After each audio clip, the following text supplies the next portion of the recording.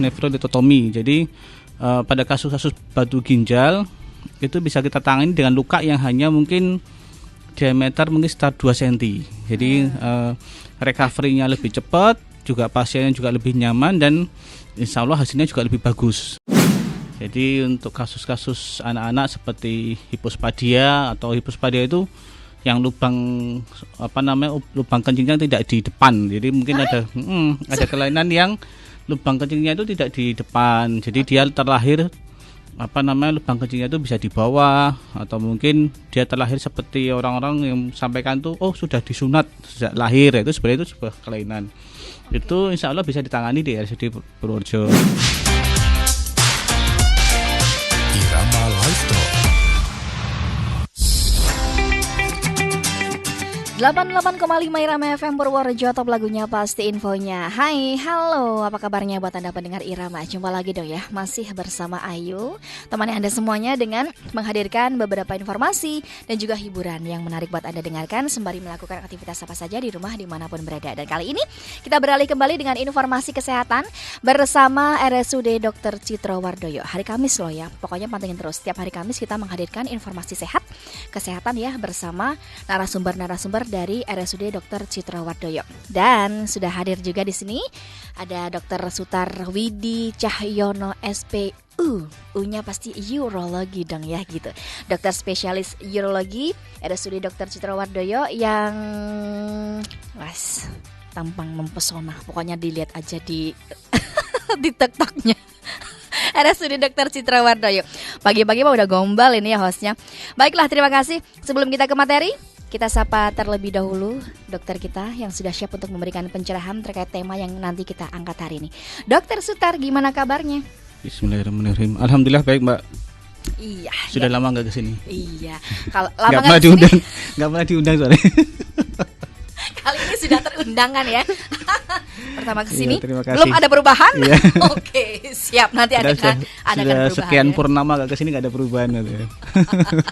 Oke, tenang aja, ditunggu beberapa detik lagi gitu ada perubahan. Amin. Oke, terima kasih. Kita akan mengangkat terkait pengenalan terapi urologi di RSUD Dr. Citro Wardoyo. Ini saya bacanya uro atau urologi ya? Urologi aja. Urologi gitu ya. Okay. Terapi urologi. Nanti seperti apa urologi, apa yang dimaksud urologi juga langsung akan dijelaskan sama dokter begitu ya. Mungkin sekaligus memberikan motivasi pengenalan pengantar pertama untuk membuka pertemuan kali ini, dokter silakan. Terima kasih. Bismillahirrahmanirrahim. Ya sudah lama saya jadi agak kagok juga. Jadi urologi itu seperti yang kita ketahui bersama, jadi urologi adalah sebuah ilmu yang mempelajari tentang saluran kemih jadi pada manusia. Ya seperti dulu yang pernah saya sampaikan, jadi segala sesuatu yang berhubungan dengan saluran kemih itu baik laki-laki maupun perempuan itu termasuk di bidang urologi. Jadi kenapa saya mengambil tema penanganan terkini atau terapi yang ada di RSUD, karena di RSUD Citro Wardoyo sekarang ini perkembangan untuk terapinya lumayan cukup pesat. Jadi sesuai dengan visi misi dari RSUD Citro Wardoyo yang berusaha untuk menjadi rumah sakit yang terbaik di wilayah Jawa Tengah Selatan ya. Jadi memang perkembangan untuk terapi di urologi di RSUD itu semenjak saya terakhir ke sini ya sudah cukup pesat, cukup baik ya. Jadi untuk urologi ini mulai dari yang paling simpel dulu ya. Jadi kalau divisi atau cabang-cabang dari urologi itu kan ada yang mengenai pediatrik atau anak-anak. Jadi untuk kasus-kasus anak-anak seperti hipospadia atau hipospadia itu yang lubang kencingnya tidak di depan. Jadi mungkin ada kelainan yang lubang kencingnya itu tidak di depan. Jadi dia terlahir lubang kencingnya itu bisa di bawah, atau mungkin dia terlahir seperti orang-orang yang sampaikan tuh sudah disunat sejak lahir. Itu sebenarnya itu sebuah kelainan. Itu insya Allah bisa ditangani di RSUD Purworejo. Kemudian kasus anak-anak yang lain misalnya testisnya atau biji kemaluannya itu tidak turun ke bawah, itu juga bisa ditangani. Kemudian untuk kasus yang simpel seperti sirkumsisi itu juga bisa ditangani. Kemudian lanjut lagi ke kasus-kasus yang istilahnya paling sering yang ditemui adalah endourologi. Jadi kasus endurologi seperti yang paling sering adalah batu dan prostat di proyek ini. Saya nggak tahu ya kenapa persentase kasus batu yang ditemukan di proyek itu cukup banyak. Mungkin terkait dengan geografi dan kandungan air mungkin ya. Sama mungkin juga tidak kalah pentingnya adalah kebiasaan dari lifestyle atau pasien itu sendiri. Jadi batu-batu yang ada di proyek ini sudah bisa kita tangani baik secara invasif itu dengan tindakan yang istilahnya ada perlukaan. Jadi misalnya di bedah itu semua jenis batu, baik batu ginjal, batu ureter atau batu buli itu bisa kita tangani di sini. Kemudian lebih canggih lagi kita dengan minimal invasif. Minimal invasif itu artinya lukanya sangat kecil. Jadi kita RSUD Purworejo itu sudah memiliki alat yang namanya PCNL. PCNL itu namanya percutaneous nephrolithotomy. Jadi pada kasus-kasus batu ginjal itu bisa kita tangani dengan luka yang hanya mungkin diameter mungkin sekitar 2 cm. Jadi recovery-nya lebih cepat, juga pasiennya juga lebih nyaman dan insya Allah hasilnya juga lebih bagus. Jadi dengan tingkat komplikasi yang lebih minimal. Kemudian dengan terapi yang non invasif atau yang minimal invasif tapi tidak menimbulkan luka, itu kita sudah punya di RSUD Purworejo. Kita punya alat yang namanya retrograde internal. Jadi alat-alat yang fleksibel WRS namanya.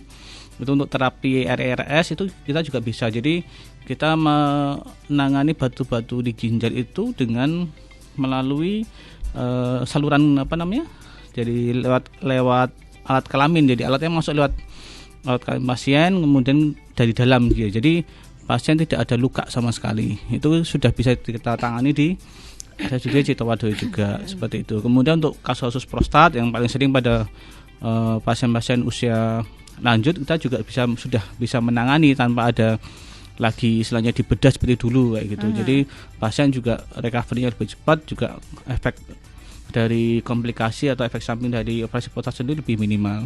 Itu.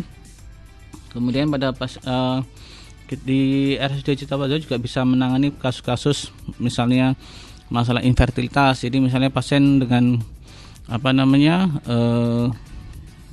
infertilitas yang disebabkan oleh karena obstruksi atau sumbatan, itu seperti kasus-kasus varikokal itu juga sudah bisa ditangani di RSUD Citowadoyo. Kemudian kasus seperti disfungsi ereksi, kemudian inkontinensi atau mengompol itu insya Allah kita sudah bisa untuk ditangani di RSUD Citowadoyo. Kemudian kasus yang selanjutnya seperti tumor, itu kita sudah bisa dengan adanya teman sejawat di hemato-onkologi dan bedah tumor, kita juga sudah bisa menangani pasien-pasien tumor secara komprehensif. Jadi seperti tumor di ginjal, tumor di kandung kemih, tumor prostat itu kita sudah bisa tangani di RSUD Citowadoyo gitu, Mbak. Tuh kayaknya ureter ini jadi nomor 1 ya, terbanyak ya cabangnya. Ya, jadi kasus batu terutama itu yang paling sering ditangani di RSUD Citowadoyo. Saya nggak tahu, mungkin bisa disebabkan karena geografis dari Purworejo sendiri atau mungkin dari kandungan sumber air minumnya itu juga bisa, atau mungkin lifestyle atau gaya hidup dari orang-orang di Purworejo sendiri mungkin yang bisa, itu juga bisa berpengaruh. Oke. Yang tersering di Purworejo? Batu memang. Batu itu? Iya. Jadi selama 1 bulan mungkin kasus batu saya mungkin lebih dari 70% mungkin batu. Itu lebih karena penyebabnya dari makanan atau? Sebenarnya kita butuh pemeriksaan lebih lanjut di pemeriksaan di laboratorium ya. Kalau misalnya yang standar bagus itu apabila ada kasus batu, kita sudah ambil itu batu, kemudian kita kirim ke laborat. Dari situ akan dianalisa batunya. Jadi dari situ kita akan bisa tahu kandungan batunya itu apa.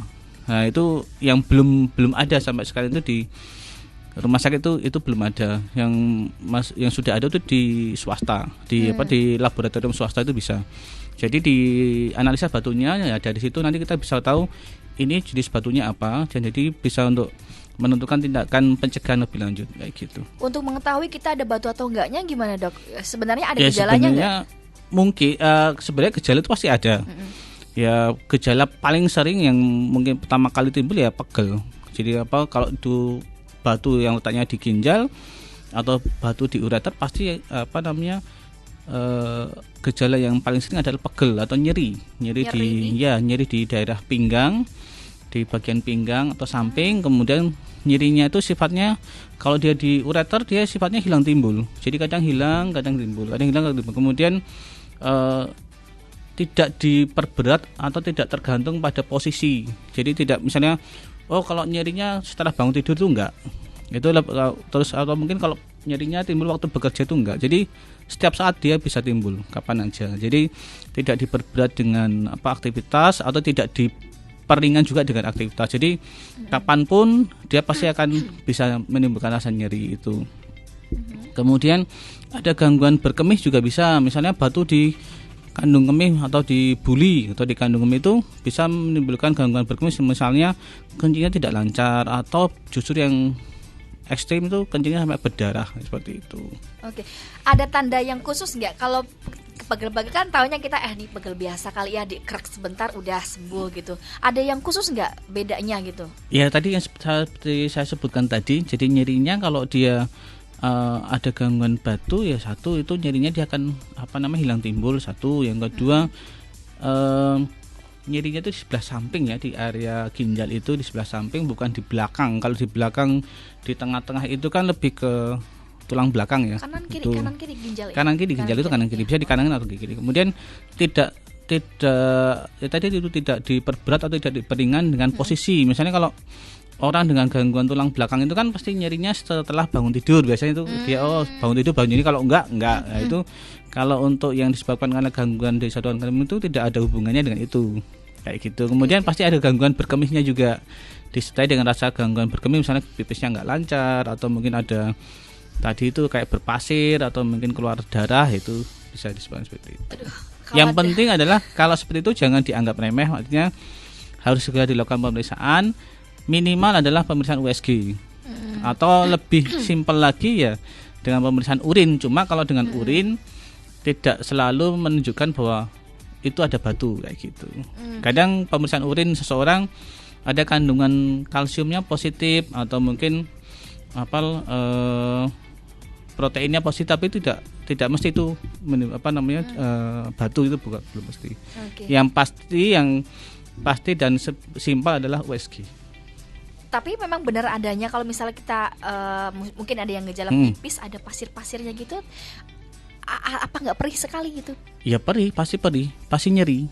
Makanya itu yang membuat pasien datang ke rumah sakit untuk periksa adalah itu. Oke. Gitu. Baik, untuk pendengar silakan ya, kalau mau tanya aja, sudah dibuka ya. Kalau misalnya mau melalui WhatsApp ataupun dari TikToknya, boleh langsung di chat aja langsung, nanti kita baca langsung dijawab oleh narasumber begitu. Baik ya, terima kasih ya. Sudah ada yang bergabung di sini. Ada Bapak Didi ya, Bapak Didi.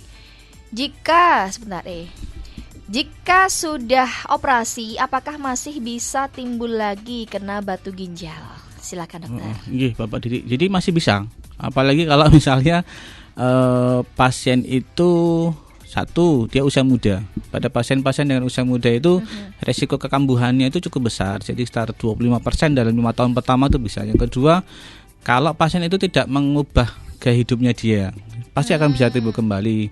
Misalnya nih, ya emang tadi kembali lagi memang harus dicek itu batunya itu jenisnya apa. Jadi kita bisa untuk melakukan tindakan pencegahan. Tapi paling simpel adalah ya kalau sudah terkena batu ya harus diubah pola hidupnya. Jadi termasuk kebiasaan merokok, kebiasaan begadang, terus konsumsi air putihnya kurang, atau banyak konsumsi minuman kemasan kayak gitu. Selain itu juga kalau memang ada kelainan anatomi, itu memang agak susah. Karena kalau ada kelainan anatomi artinya kelainan anatomi itu harus diperbaiki seperti itu. Jadi tetap ya sangat-sangat mungkin masih bisa kambuh kembali. Oke, baik, terima kasih. Di sini kita berlanjut di SMS online-nya WhatsApp Irama FM ya. SMS online Irama FM ada 4851. Dokter mau tanya, apa bedanya hidrokel sama tedun? Tedun? Oh, tedun, hernia. Beda sekali ya. Cuma memang kadang dengan penampakan dari luar agak sama. Cuma yang itu sangat beda sekali. Jadi kalau ketedun atau hernia itu ada bagian usus yang turun. Usus. Iya, jadi ada bagian usus atau organ intraabdomen, entah itu usus atau itu penggantung usus yang turun ke bawah. Dan kalau pada tedun itu dia hilang timbul. Artinya kalau pasien dalam posisi berdiri atau untuk bekerja dia keluar. Karena ada tekanan di intraabdomen. Ususnya itu yang keluar? Iya, usus atau penggantung ususnya. Ya, atau namanya omentum namanya. Tapi kalau pada posisi dia istirahat, tidur, itu biasanya masuk kembali secara spontan. Itu kalau tahap-tahap awal, dia masih bisa naik turun. Jadi itu tahap-tahap awal. Tapi kalau sudah pada tahap yang lanjut, dia akan keluar, kekunci, nggak bisa masuk lagi kayak gitu. Tapi kalau hidrokel itu cairan. Jadi hidrokel itu adanya cairan yang masuk ke kantong testis. Jadi di kantong, jadi testis dengan kantong itu dengan pembungkusnya itu ada sebuah space, ada sebuah kantong ruangan yang dia bisa dimasuki oleh cairan. Nah, cairan ini berasal juga dari dari intraabdomen. Cairan ini sebenarnya dari ruang intraabdomen ke ruang itu tuh sebenarnya ada pintunya, ada klepnya yang dia secara normal itu harusnya sudah menutup pada usia 1 tahun. Tapi ada beberapa kasus di usia 1 tahun dia belum menutup sempurna. Jadi makanya bisa keluar cairan dari perut masuk ke dalam ruang testis itu kayak gitu. Oke. Ini menyusul kembali dari 4851-nya. Anak saya sudah berpengalaman operasi dokter. Itu kurang lebihnya 1 tahun lebih atau 2 tahun kurang usianya. Apakah ada pengaruh untuk dewasa terkait reproduksinya, dokter? Operasi apa ya? Oke, Bapak Ibu mungkin ditunggu beberapa menit untuk jawaban operasi apa ya begitu, antara tadi apa, tedun atau hidrokel ya. Baik, iya. Ditunggu ya. Terima kasih. Iya. Terus kemudian kita lanjut lagi dengan, nah kalau misalnya kita mau cek-cek gitu, boleh nggak sih kita cek, kita tuh nggak ada apa namanya rasa-rasa gimana-gimana, tapi ingin ada cek, kapan kita harus cek ke dokter nih? Kalau berarti general check up ya. Sebenarnya kalau general check up memang dianjurkan untuk setiap 6 bulan sekali general check up, minimal 6 bulan sekali. Cuma kan sekarang kan kita kalau seperti itu kan terbentur pada regulasi, pada peraturan, di mana BPJS itu kalau nggak ada kelainan, nggak bisa seenaknya aja periksa gitu. Ya mungkin untuk ngalahi ya mungkin kita kalau mau general check up 6 bulan sekali mungkin pakai umum, atau mungkin ya karena susah kita di era asuransi kita seperti ini, kalau nggak ada gejala ya memang tidak ada yang di cover sama mereka kayak gitu kan, seperti itu ya. Mungkin kita ngalahinnya ya 6 bulan sekali ya, mungkin periksa simple USG atau mungkin pemeriksaan fungsi ginjal atau urinalisa seperti itu. Insya Allah kan nggak terlalu banyak kalau seperti itu. Berarti aman-aman aja kalau misalnya suatu saat kita akan periksa, nggak harus kita nunggu ada sakit-sakit dulu. Sebenarnya gitu kalau ya? bagus memang ya 6 bulan sekali kita general check up gitu aja. Ini dua-duanya terdiagnosa dokter. Dua-duanya terdiagnosa antara hidrokel dan juga tadi yang nanya itu tadi. Ya, cuman berarti ini kasusnya anak-anak ya?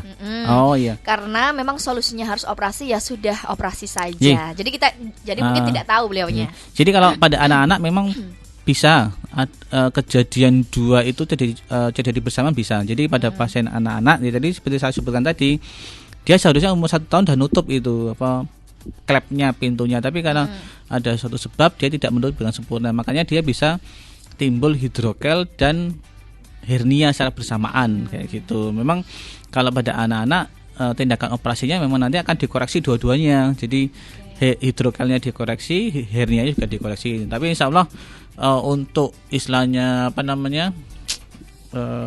gangguan di kedepannya insya Allah nggak ada.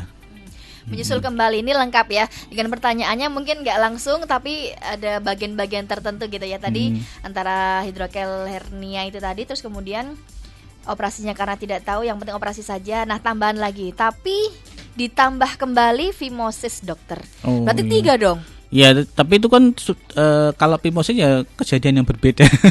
Satu ini berarti satu kesatuan ditambah lagi. Enggak, bukan ditambah lagi, sebenarnya itu kalau hernia dengan hidrokel memang bisa timbul bersamaan dalam kasus hidrokel pada anak-anak. Jadi, tapi kalau fimosis itu berarti penyakit yang lain. bisa saja dia terkena epimusis, bisa aja. Berarti dia bisa tiga-tiganya kena itu? Bisa saja, karena kan memang itu berdiri sendiri. Kalau yang hidrokel sama hernia istilahnya bisa bersamaan, artinya tidak berdiri sendiri bisa.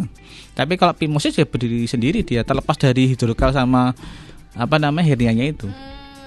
Berarti kan kalau epimusis ini kan kelainan di kulit pembungkus penisnya dia, depan, yang dia lengket karena ada suatu peradangan infeksi, jadi dia tidak bisa lepas, tidak bisa terbuka seperti itu. Oke. Terima kasih Bapak Ibu. Kalau misalnya mau bertanya lagi, ditunggu masih ada kesempatan. Kita beralih ke chat dulu yang sudah merapat di sini. Ada Chandra Kurniawan ya. Ibu saya dapat rujukan ke poliurologi Sarjito. Padahal waktu visit dokter katanya bisa dilakukan di RSUD. No comment. Ini gimana ini? Pertanyaannya apa ini, Kakak Chandra? Kalau yang rujuk siapa? Mungkin saya nggak tahu kan yang rujuk siapa. Ibu saya. Oh ya, dirujuk dari mana gitu ya? Coba Mas Chandra Kurniawan mungkin yang bisa rujuk dari saya atau mungkin dari dokter yang lain, saya kurang paham. Oke, mungkin di chatnya dilengkapi lagi ya. Terima kasih. Nggak apa-apa, kita terima kok. Ya terima semuanya, nanti kita selesaikan permasalahan panjenengan semuanya. Oke. Ada Faizal, IGD dan radiologi tempatnya diperluas lagi dong. Oh iya. Siap. Terus kemudian kolomnya nggak muat. Ya udah, chat aja langsung. Nanti sambungannya aja nggak apa-apa. Nanti saya baca ulang dari yang pertama terpotong, terus kemudian saya sautkan ke yang tambahan itu lagi Kak Chandra ya. Silakan, ditunggu nggak apa-apa. Oh, ini kembali lagi tadi yang 4851. 4851-nya. Ya dokter, akhirnya disunat gasi. Oh ya. Sebenarnya malah lebih untung kalau sunat gasi, karena memang sirkumsisi itu salah satu terapi yang bisa untuk digunakan untuk menghindarkan dari tumor penis. Jadi kenapa angka kejadian CA penis pada orang-orang Yahudi itu ringan, karena karena itu tadi. Jadi mereka itu kalau baru lahir itu langsung disunat. Jadi mereka baru itu langsung sunat. Itu salah satu juga terapi untuk menurunkan angka kejadian CA penis gitu. Gak apa-apa, insya Allah nggak ada masalah. Yes. Kemudian terkait tadi yang IGD sama radiologi ya. Ya sudah proses memang, sudah proses rehab. Ya. Mulai 1 Oktober ini kita sudah proses. Juga dokter-dokter radiologi juga kita sudah mulai ada penambahan baru lagi. Sudah 24 jam Mbak sekarang. Asik. Mbak. Mas Faizal sudah diproses loh, ini tempatnya diperluas lagi. Kalau memang ada rasa kenyamanan tersendiri kali kalau misalnya diperluas gitu ya. Iya, saya juga termasuk juga merasa nyaman lagi, karena kan kalau urologi itu kan pasiennya kan kebanyakan dari IGD. Jadi kalau misalnya saya butuh CT scan segera atau apa, itu kan kalau dokternya lebih banyak, terus misalnya alatnya lebih canggih, lebih luas, juga lebih nyaman bagi DPJP gitu. Oke, dokter, kalau misalnya ya ini urusannya dengan urologi ini, itu bisa disebutkan anyang-anyangan itu apa sih dok sebenarnya? Kita kan sebagai warga negara itu ya. Itu tadi juga termasuk salah satu dari cabang dari ilmu urologi. Jadi kalau urologi juga kita juga mengatasi masalah female. Jadi female itu kan pada kasus female urologi ya kan, ada divisinya sendiri. Female urologi itu artinya urologi yang khusus untuk perempuan-perempuan. Paling sering itu tadi disuria atau anyang-anyangan. Namanya apa? Disuria. Iya, karena kan rasa nggak nyaman kan, dia nyeri itu. Atau paling juga wanita tuh kadang ada inkontinensia. Inkontinensia itu kadang keluar kencing tiba-tiba tanpa disadari, ataupun dengan disadari, atau misalnya dengan stres, misalnya dengan batuk, atau mungkin dengan misalnya naik motor kena lubang terus bisa keluar air kencingnya, itu juga termasuk salah satu. Iya, itu namanya kan pada banyak, karena pada usia-usia yang lanjut itu kan sudah ada penurunan dari istilahnya otot-otot sama saraf-saraf untuk berkemihnya. Jadi kadang mereka kayak gitu, ada yang batuk bisa terus ngompol kayak gitu, seperti itu. Itu bisa di urologi. Oke. Tapi kita kan kalau misalnya anyang-anyangan sering ditali-tali apa itu? Enggak ada hubungannya sebenarnya. Ditali jempolnya. Karet, ya. Enggak ada hubungannya ya, ya. Kalau istilahnya menahan kencing juga nggak bagus ya. Misalnya itu kebiasaan yang tidak bagus, itu juga bisa menjadi pemicu timbulnya infeksi.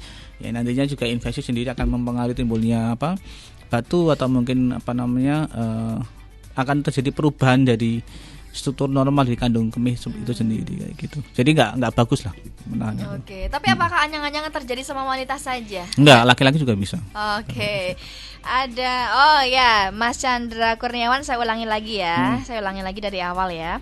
Ibu saya dapat rujukan ke Poli Urologi Sarjito, padahal waktu visit dokter katanya bisa dilakukan di RSUD. 6 bulan yang lalu ibu saya operasi batu ginjal. Minggu kemarin ranap di RSUD karena mengeluhkan nyeri yang apa kakak terpotong lagi. Gak apa-apa, terpotong lagi, ditunggu sama dokter. Dokter masih sabar ya. Oke. Terus kemudian yang luar biasa di perut. Tapi saat ranap dan pasien boleh pulang, ternyata kontrolnya ke Poli Syaraf. Dilanjut lagi Mas, masih terpotong ya, ditunggu lagi. Mungkin itu dua diagnosa yang berbeda mungkin Mbak ya. Mungkin apalagi beliau sudah ada riwayat operasi batu, kemudian kan sekarang ada episode nyeri lagi. Kalau memang ada episode nyeri tapi kemungkinan dari pemeriksaan yang dilakukan itu tidak mengarah ke gangguan dari ginjalnya atau efek dari operasinya, ya memang kita harus mencari penyebab yang lain kayak gitu. Mungkin memang yang untuk episode ini nyerinya kemungkinan bisa dari sarafnya juga bisa seperti itu. Karena jedanya juga udah 6 bulan yang lalu ya operasialnya. Itu yang ngerujuk saya atau siapa ya? Gak dijawab. Yang ngerujuk RSUD-nya boleh disebutkan sama yang ngerujuk dari mana, boleh kakak? Nggak apa-apa ya? Kalau saya pertimbangannya itu tadi. Kalau memang yang merujuk saya, terus kalau merujuknya ke Sarjito, ke Poli Urus, sebenarnya juga coba Mas Chandra ya, ditunggu aja. Ditunggu ya jawabannya buat Anda, dilengkapi lagi ya, karena 6 minggu lalu terus kemudian minggu kemarinnya baru ada ranap lagi gitu. Terima kasih. Kemudian dilanjut di sini Nuraini Faiza. Gimana solusinya itu dok? Seperti yang dokter ceritakan tadi. Ceritakan tadi berarti yang mana kakak? Yang anyang-anyangan atau yang mana kakak? Boleh disampaikan kakak Nuraini Faiza. Mungkin yang anyang-anyang mungkin kali ini. Boleh.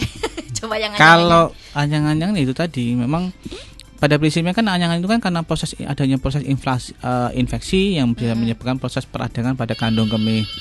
Jadi memang paling sering adalah wanita karena memang lifestyle atau antara laki-laki dengan perempuan itu sangat beda. Yang pertama, yang kedua anatominya juga sangat beda. Anatomi laki-laki dengan anatomi perempuan itu beda. Itu kemudian ya pencegahannya pasti saya sampaikan ke pasien itu jaga kebersihan. Jadi karena ini proses infeksi, berarti kan adanya bakteri atau kuman yang masuk ke saluran kemih. Jadi prinsipnya satu adalah jaga kebersihan, ya. Apalagi kalau perempuan kan anatominya beda sama laki-laki. Yang kedua, cukupi kebutuhan cairannya. Jadi air putihnya dicukupi kebutuhannya. Kemudian yang ketiga itu tadi kebiasaan menahan kencing itu harus dikurangi seperti itu. Baiklah, nanti kita lanjut lagi. Yang sudah telepon kita angkat terlebih dahulu yuk. Dengan siapa di mana? Halo, selamat pagi. Halo, selamat pagi. Pagi. Dengan siapa dari mana? Ingin konsultasi apa, Mbaknya? Halo, pagi. Iya. Pagi. Suaranya masuk kakak, sudah masuk di radio 88,5 Irama FM-nya sudah masuk. Ingin bertanya. Selamat pagi. Kami dari call center DG. Oke, terima kasih ya. Ditunggu kembali lagi buat Anda pendengar Irama FM yang sudah bergabung dari call center. Oke, terima kasih ya. Untung bukan dari Untung ya kan. Oke, nanti kita cek call center dari mana ya. Oke, siap lah. Baik, kita lanjut lagi ke Nur Faiza, yang perempuan sering tiba-tiba keluar sendiri, apakah kalau berobat bisa sembuh? Iya. Jadi nanti yang tadi masalah inkontinensia ya. Jadi kita tahap pertama adalah kalau misalnya ada keluhan inkontinensia, kita pasti kita cari tahu dulu apakah itu ada keterlibatan dari infeksi atau tidak. Jadi mungkin perlu pemeriksaan yang lebih lanjut seperti pemeriksaan urinalisa, pemeriksaan USG atau itu jadi dua itu ya. Kemudian yang ketiga ya nanti kita akan anamnesis untuk istilahnya kebiasaan atau ya kebiasaan sehari-hari dari pasien tersebut. Apakah Jadi kita akan melihat apakah ini karena stres inkontinensia. Jadi inkontinensia itu artinya yang dipicu oleh suatu tindakan atau suatu stres ya. Stres itu kan kayak stresor atau ada pemicunya. Atau karena urge inkontinensia. Urge itu artinya yang yang tidak bisa ditahan. Misalnya yang istilah tanpa ada apa-apa kok muncul kembali, atau mungkin ada sebab yang lain. Misalnya bisa disebabkan karena adanya suatu trauma atau mungkin ada suatu tumor atau apa. Itu memang ya, kita kalau tahap pertama kita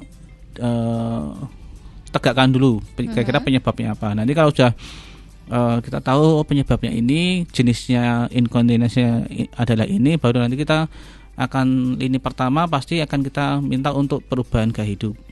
Jadi intinya lifestyle-nya diubah, nanti sembari itu diubah kita akan kasih obat-obatan. Alhamdulillah sih sekarang di Citra untuk obat untuk kasus-kasus itu sudah ada. Dan lagi juga misalnya ada kasus seperti itu, biasanya kami konsultasikan juga dengan rehabilitasi medik, karena ini terkait dengan otot-otot sama saraf-saraf di panggul. Jadi untuk istilahnya untuk penguatan di situnya. Oke. Itu biasanya terjadi kepada ibu yang sudah melahirkan atau belum? Bisa, karena yang ibu-ibu yang sudah melahirkan, yang mungkin anaknya banyak, atau mungkin ada riwayat istilahnya waktu proses melahirkan itu agak dipaksa. Biasanya ada itu yang disuruh mengejarnya atau terlalu kuat kayak gitu, atau ada saya dorongan itu bisa. Atau bisa pada perempuan-perempuan yang misalnya ada trauma, misalnya kecelakaan, kemudian dia jatuh posisi terduduk atau apa, itu bisa juga terjadi seperti itu. Oke, baik. Hendrawan Praptomo, Waalaikumsalam warahmatullahi wabarakatuh. Ada pribadi, apakah di RSUD sudah ada layanan perbaikan jantung anak? Iya, siap. Nanti ditunggu dari admin ya. Belum ada. Oh, dokter malah tahu ya. Saya juga agen poli soalnya. Agen. Oke, baik, terima kasih sudah terjawab ya. Belum ada ya. Besok insya Allah diadakan gitu ya. Amin. Setelah Mas Chandra, berarti tadi menyambung yang atas ya. Sebentar, Melayu mengeluarkan nyeri yang setelah pulang ibu ngedrop lagi dan saya bawa ke RSPB. Dan ini yang Ibu Ngatini mungkin pas ya. di RSPB, di USG dan hasil USG ada batuk ginjal. Enggak, ini Ibu Ngatini ini pasien saya Mang. Jadi Ibu Ngatini ini iya, kalau yang itu agak hafal Pak. Kalau Ibu Ngatini itu ini memang kemarin sudah dilakukan pemeriksaan USG. Jadi memang di ginjal masih ada batu, cuma diameter batunya itu kecil, jadi sekitar 8 mili, dan dia tidak menimbulkan sumbatan. Jadi kalau batu-batu di ginjal yang ukurannya kecil dan tidak menimbulkan sumbatan, itu memang tidak akan menimbulkan nyeri. Jadi kadang itu yang kadang membuat terlewat atau miss dari seorang pasien. Kadang batu-batu kecil, nggak ada diagnosa, nggak ada keluhan, terus nanti tiba-tiba ketika sudah besar jadi baru nyeri ya. Itu biasanya itu ketahuannya seperti itu. Nah, pada kasus Bu Ngatini ini memang dari hasil USG-nya ginjalnya tidak ada hidronefrosis atau pelebaran dari sistem pelvik dari ginjal itu, dan batunya ukuran kecil ya. Jadi kita berpikir pasti ini ada kemungkinan penyebab yang lain kayak gitu. Dan dari pemeriksaan foto ronsen vertebranya memang ada kelainan di tulang belakangnya seperti itu. Oke, Bu Ngatini ya? Iya, insya Allah sih Bu Ngatini ya, siap. Mas Chandra itu tadi sudah dijelaskan sama dokter ya. Boleh bertanya lagi kalau misalnya ada sesuatu hal yang ingin ditanyakan ya. Dari efek gigi geraham dicabut apa ya Kak? Gigi bawah kanan 2 kiri takut. Apakah after cabut itu bisa dibehel? Ini boleh dokter kalau bisa jawab. Ke dokter bedah mulut aja mungkin ya. Ke dokter spesialis bedah mulut di RCD Citawaduk ada. Siap ya, silakan langsung menuju ke bedah mulut, ada ya. Poli bedah mulut gitu ya. Oke, baik, ditunggu lagi di sini. Chandra lagi, tapi rujukan di RSPB diarahkan ke Sarjito di poliurologi. Berarti yang merujuk adalah dokter DPJP yang lain. Karena kalau saya tidak merujuk beliau. Kalau saya kemarin waktu terakhir kami visit memang hanya secara konservatif aja. Konservatif itu artinya dengan tindakan pemberian obat-obatan aja gitu. Oh iya benar, dari RSPB ke diarahkan ke Sarjito ya gitu. Oke, baik, terima kasih. Kalau misalnya dikonsultasikan aja kepada dokter ya, bisa dijadwalnya kapan, Mungkin dokter? kalau untuk batu-batu dengan ukuran yang tidak terlalu besar bisa dilakukan tindakan ESWL. ESWL itu kan dilakukan tindakan tembak dari luar. Jadi nanti untuk kasus-kasus batu ginjal yang ukurannya tidak lebih dari 1 atau 2 cm itu masih ada tempat untuk dilakukan tindakan ESWL. Nah, pada ibu ini kan dirujuknya kemungkinan dengan pertimbangan bahwa kasus ini bisa diselesaikan dengan ESWL. Nah, ESWL memang kita untuk di RSUD Citowodoyo belum ada. Oke. Masih menyusul kembali lagi bersama Chandra. Yang ingin saya tanyakan, kalau memang bukan dari batu ginjal yang membuat rasa nyerinya, kenapa rujukan dari RSPB-nya ke Sarjito poliurologi bukan ke Polisaraf? Ya mungkin bisa ditanyakan ke yang merujuk mungkin ya, Mbak ya. Baik, terima kasih kembali juga buat Nuraini Faiza ya. Iya dok, oke, terima kasih Mas Chandra. Waalaikumsalam juga untuk Habibah Nurul yang sudah gabung juga. Terus kemudian ditunggu Sang Kuryang. Assalamualaikum dok. Wah, mau nanya, kan saya lagi sakit batuk dan batuk itu jenis batuk kering. Kok lama? Oke, ditunggu karena terpotong ya. Silakan dilanjutkan kembali lagi karena terpotong. Monggo yang ingin bergabung di chatnya, chat saja langsung, nanti kita baca pertanyaan panjenengan semuanya. Langsung kita serahkan kepada dokter untuk dijawab. Waalaikumsalam Mas Kus. Ya, selamat pagi dokter. Dan selamat pagi juga. Terus kemudian lama sembuh. Kok lama sembuh? Oh, yang tadi itu maksudnya lama sembuh. SMB itu sembuh kali ya Kak ya. SMB. Dan batuk jenis kering. Batuk kering kok lama sembuh. Oh, saya lagi sakit batuk dan batuk itu jenis batuk kering kok lama sembuh. Mungkin seperti itu ya. Kalau misalnya saya keliru, titik komanya nanti diperjelas lagi untuk Mas Sang Kuryang ya. Gimana dokter? Batuk. Kok batuk sih? Batuk atau batuk ginjal kakakku di sini. Kalau misalnya batuk ya mungkin dari kemarin memang rasanya pada meriang terus ya, batuk pilek gitu. Kalau batuk ada dokter spesialis paru di RSUD Citowodoyo sudah ada. Monggo kalau mau ke poli paru di sana. Betul. Oh, batuk jenis kering, batuk kering. Oke, siap, terima kasih. Ucapan terima kasih dari Chandra Kurniawan. Siap. Terima kasih juga ya. Ditunggu. Terus kemudian ada pertanyaan lagi yang sudah gabung. Satu pertanyaan aja ya, karena memang waktunya sudah tidak muat lagi. Besok kapan-kapan kita ada nih ya, berbincang-bincang santai lagi gitu ya. Oke. Pertanyaan terakhir, dokter, bagaimana caranya agar terhindar dari batu-batu ginjal dan juga tadi beberapa gejala-gejala yang dokter sampaikan, kayaknya penyakit urologi kok cabangnya banyak sekali, penyakitnya malah lebih banyak. Silahkan. Jadi memang urologi itu memang banyak cabangnya, jadi tidak sesimpel yang sederhana yang yang ditahu gitu. Okay. Jadi kalau untuk pencegahan, terutama ini musim kemarau ya kemarin ya, kalau sekarang musim penghujan. Yang pertama adalah itu tadi, cukupi kebutuhan cairan. Jadi kalau pasien pada kita yang tidak punya gejala, tidak punya penyakit penyerta, misalnya ada jantung atau apa ya, kita cukupi kebutuhan cairan kita. Jadi 1,5 sampai 2 liter setiap hari ya.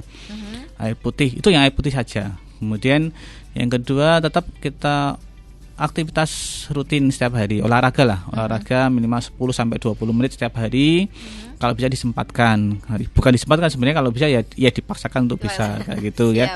Olahraga ini beda dengan aktivitas fisik sehari-hari. Jadi olahraga itu beda dengan bekerja. Kalau bekerja sendiri, olahraga sendiri. Tuh, kemudian kurangi minuman minuman kemasan yang tinggi natrium atau garam. Itu kan di kemasan itu kan banyak itu yang kandungan glukosanya tinggi, kandungan natriumnya tinggi. Nah, itu harus dikurangi, kalau bisa janganlah, karena itu akan memperberat fungsi daripada ginjal itu sendiri.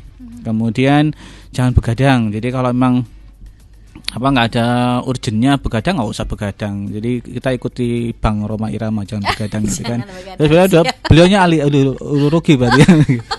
Itu jangan begadang. Kemudian kalau memang ada keluhan, segera periksakan ke rumah sakit, paling enggak minimal nanti ketemu sama dokter urologi atau mungkin pemeriksaan USG terlebih dahulu seperti itu. Oke, baik, terima kasih. Mohon maaf sekali untuk pertanyaan-pertanyaan yang baru aja gabung ya, karena waktunya juga sudah hampir close kita ya. Sudah masuki sesi closing statement, tadi juga sudah diberikan saran-saran dan sebagainya. Ada pesan dokter yang ingin disampaikan, dokter? Ya mungkin untuk warga Purworejo memang kasus-kasus yang saya temui memang paling banyak adalah kasus batu. Jadi seperti tadi yang disampaikan, kalau bisa pola hidup sehat ya, kemudian cukupi kebutuhan cairan, olahraga rutin, kemudian tidak merokok, kemudian ya kalau bisa rutin untuk istilahnya general check up paling enggak 3 atau 6 bulan sekali untuk istilahnya bisa deteksi secara dini, walaupun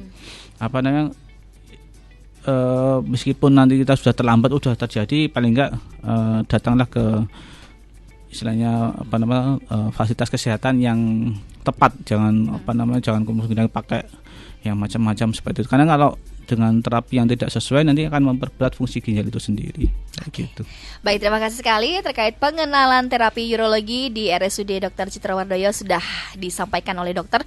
Rungkut ya, dan banyak sekali di sini pertanyaan-pertanyaan yang belum bisa saya bacakan. Besok gabung lagi, pokoknya dokter Sutar dipanggil lagi ya, besok ditunggu urologinya. Gue oke ya. Dari Dokter Sutar Widi Cahyono SPU, dokter spesialis urologi dari RSUD Dr. Citrawardoyo sudah memberikan pencerahan buat kita semuanya. Semoga jadikan manfaat ya. Amin. Dan kini saatnya kita untuk mohon pamit. Jangan lupa selalu pantengin terus Irama FM dengan informasi-informasi selanjutnya yang pastinya bermanfaat buat Anda pendengar Irama FM. Ya, assalamualaikum warahmatullahi wabarakatuh. Sampai jumpa.